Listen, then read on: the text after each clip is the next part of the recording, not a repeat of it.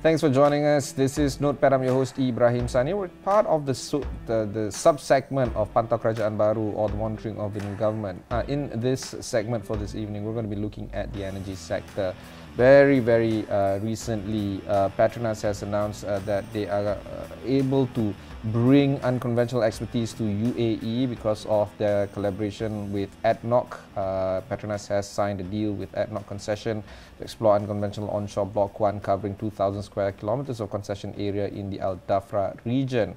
We're going to be talking about this very slightly, but generally speaking, we also want to be talking about the oil and gas sector per se. Because of that, on the show tonight is Dato Sri Hadian Hashim, the Managing Director of Icon Offshore. Dato, thank you very much for taking the time to speak with us. I want to do a quick recap in terms of Icon Offshore right now. It's not a promising quarter for you. You've made the announcement. We're seeing a decline in net revenue, in net income, in profit margin.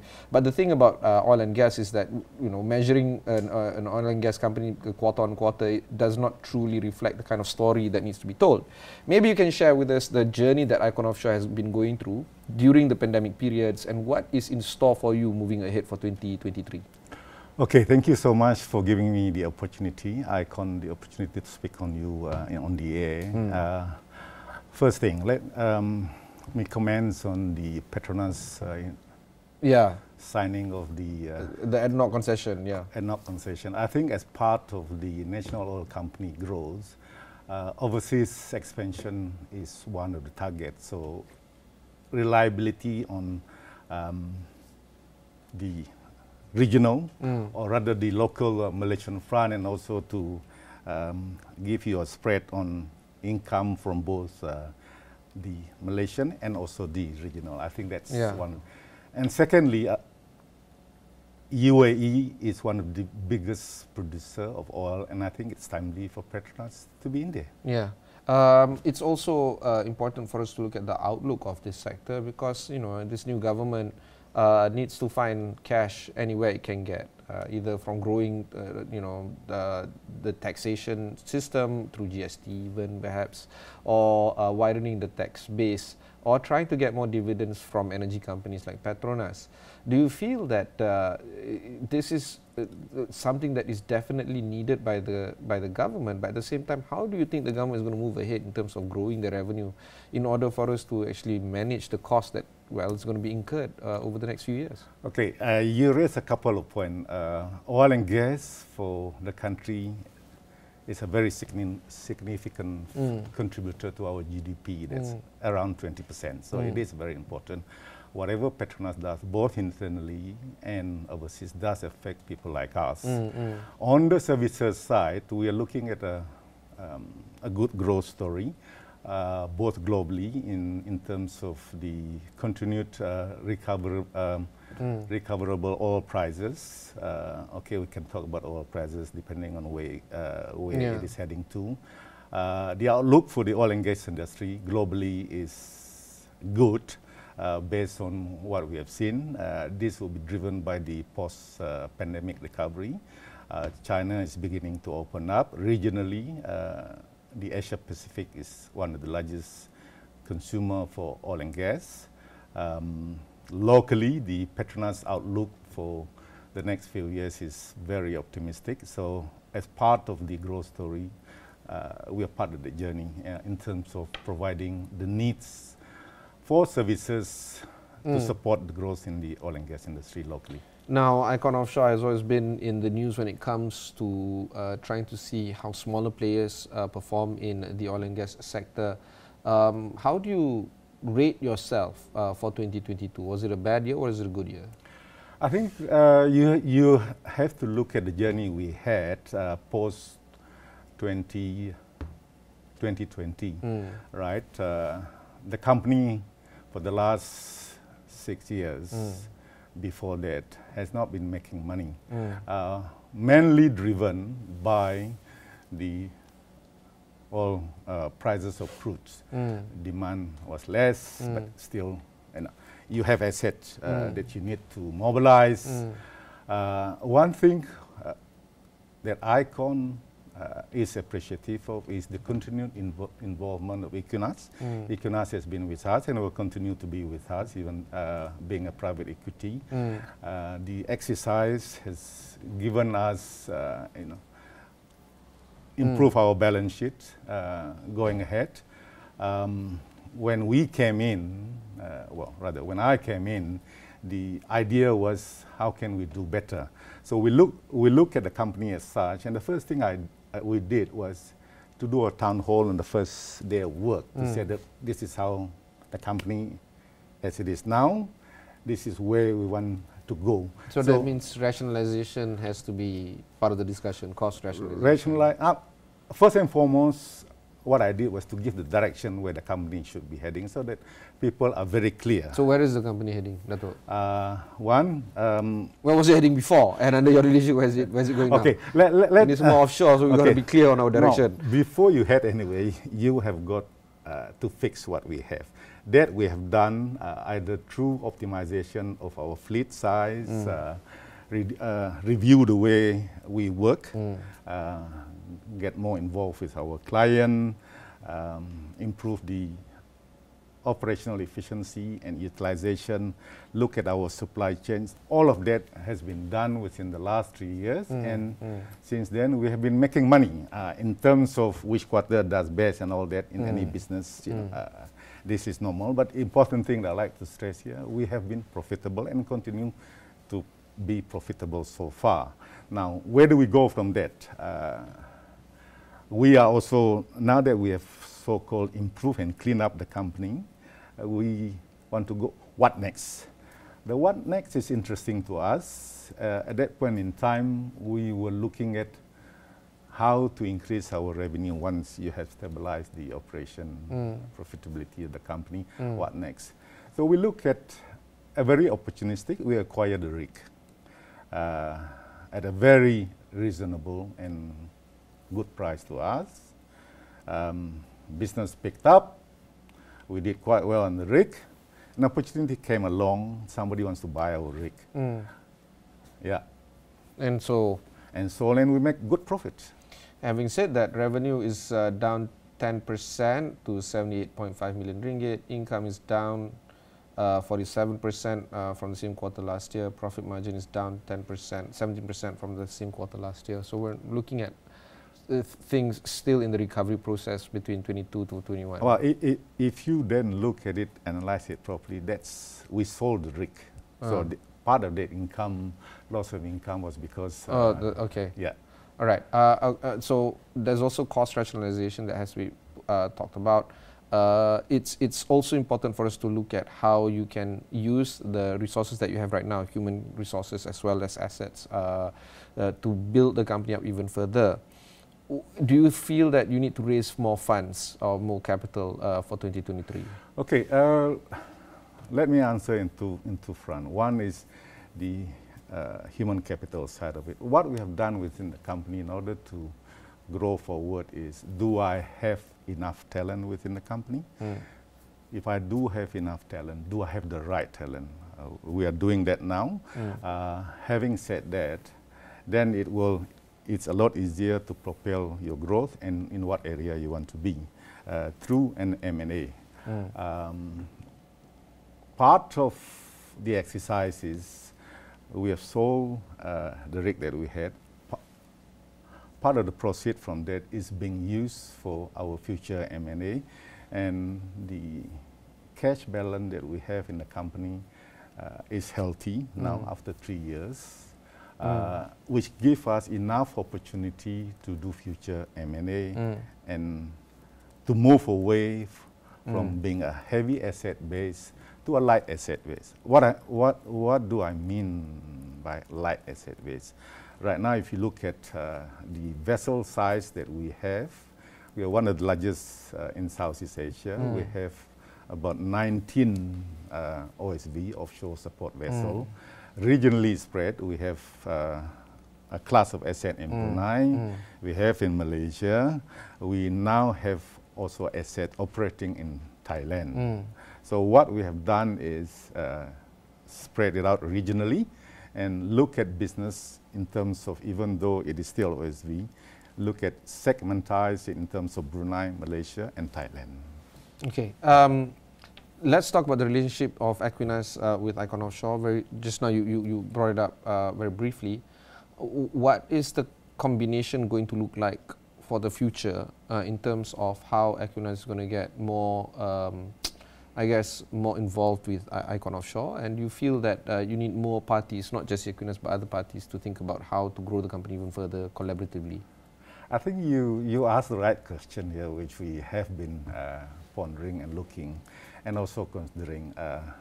As it is now, Aquinas' presence is very important to us, primarily from a funding point of view. Let me go back. When we bought the rig, funding or loan was 100% from Aquinas. We were trying to get a refinancing in the local market. It was tough. We took us about a year to find out. Nothing of that sort came to mind, or there was none, so to speak. So given that landscape, being a shareholder and being a funder for us works well, and also works well for Aquinas. The expansion in the way we want to do, instead of heavy asset, it would be primarily based on a light asset model, because heavy asset would require a quite heavy capital. So that's where we're moving based on the experience that we had. In terms of Aquinas' involvement, how long it will be, and what it would be, and whether there will be any parties, it's essentially a business proposal. You know, if it fits, why not? And if it fits in the way we want to go, it doesn't have to be with Aquinas alone. It can be with any party. The important thing is we're looking for growth, and growth must be sustainable. We'll go for one short break. When we come back, Thank you, we'll discuss a little bit more with Icon Offshore.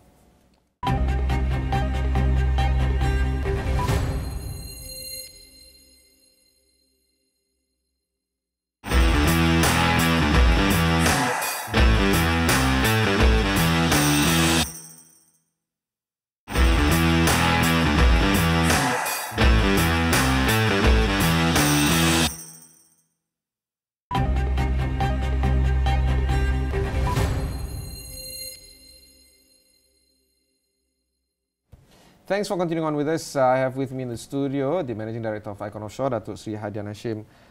Let's talk a little bit more about oil prices, about the energy business in terms of ESG, and trying to, I don't know, diversify the business even further into sustainable energy. Where do you feel the money is in right now? Do you feel that sustainable energy is going to be the next big thing for Icon Offshore? Or are you still going to go for fossil right now? Okay, let's look at oil prices. Depending on who you listen to, which forecast you listen to, going ahead, I think oil prices will continue to be in this sort of spectrum, either 80 to 100 range. Some are a bit more bullish. Next year, you're looking at about in the 100 plus. But whatever it is, the kind of oil price that we have now is good for the business, good for us, and obviously probably good for the producers, right? That's on oil prices. How do we factor the topic or the issue of ESG? We have embarked, the board has approved for us to embark a 3-year ESG program focusing on climate change and essentially climate change. We have adopted, out of the 17 United Nations agenda on ESG, we have adopted 6. These 6 are essentially sustainability, climate change, being a responsible corporate citizen. So the focus for the next 3 years would essentially be on how do we mitigate the greenhouse gases. Being one of the largest fleet OSV in the country and in the region, we use a lot of marine fuel, right? So what we have done over the years is that we have started installing a device, the electronic fuel monitoring system, where essentially it optimizes how you use your fuel for the various operations that you have, whether you're pulling a rig or you're doing anchor handling or you're doing supply run. It optimizes this. Yes, the investment is relatively high for us. One of these systems costs us about $500,000. We have installed them on 5 of our vessels. That's about 20%. We are addressing this issue. What are the other issues that we have addressed in terms of discharge? That is, to us now, a standard. How do you dispose of waste? These are fully covered in the offshore standards driven by the oil and gas. So we are making in that direction. The next question you're asking, are we going into EV? That is something that we will need to address what the issue of ESG first for us. Investment into alternative fuel will be part of the journey, but that's on the second part of it. We need to get ourselves prepared. We need to get ourselves dressed up, so to speak, to be able to go into the business. Yes, it will be part of our income stream, but you're looking at in the midterm, medium-term horizon. Yeah. And because of this, do you feel that the time is right for you to start thinking about investing more in ESG values? Do you feel that you're doing enough in ESG, or there's more to be done? But more importantly, is there money in trying to be more ESG compliant, Dato? Or is it very hard for companies to be profitable while at the same time be ESG compliant?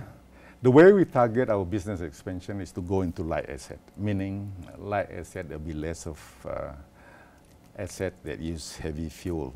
It will be more soft assets, services side of it.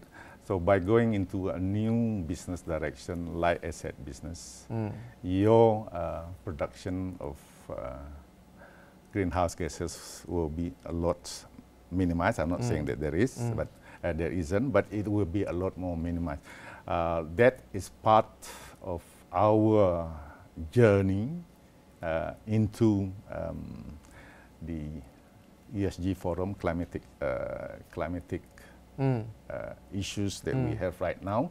But more importantly, I think, are we making profit responsibly?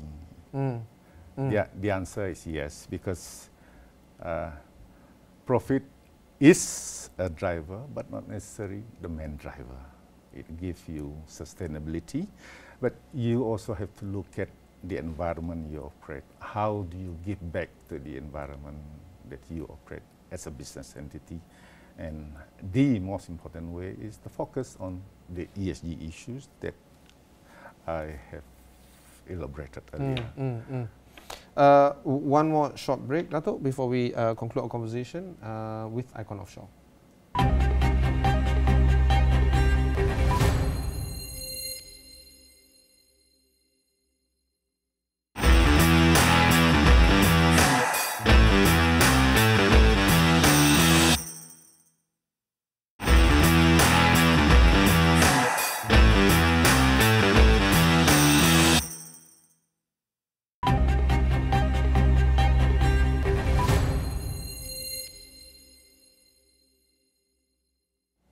Thanks for staying on with us. I have with me Dato Sri Hadian Hashim, the Managing Director of Icon Offshore. This is part of the segment called Pantau Kerajaan Baru, or the monitoring of the new government.